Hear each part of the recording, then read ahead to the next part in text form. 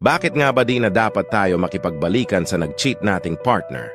Panoorin mo dahil makakatulong talaga ito. May tatlong pangunahing rason kung bakit di na dapat tayo makipagbalikan sa nag-cheat nating partner. Una, kahit anong gawin mo o gawin niya, di mo na magagawang magtiwala sa kanya. Tama nga pala sila, no? Kapag naranasan mong maliitin ka ng ibang tao, doon ka lalong mas magiging determinadong manalo.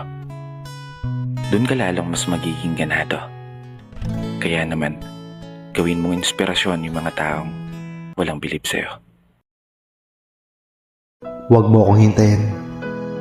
Hindi na ako babalik. Huwag mo akong hintayin bumalik kasi natuto na ako. Mahal pa rin kita pero mas mahal ko ang sarili ko ngayon.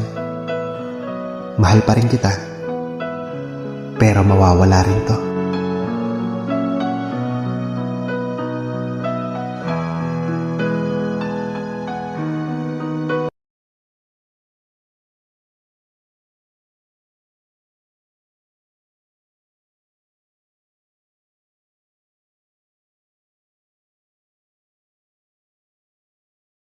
Ayo pagsad kung dili mo matuman para di ka masalikan.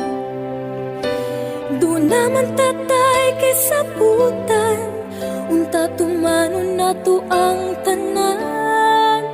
Ako kang gisuportahan para sa imong kaayuhan. Dili lang tani mo hikalimtan na doon na tayo gipanumpaan.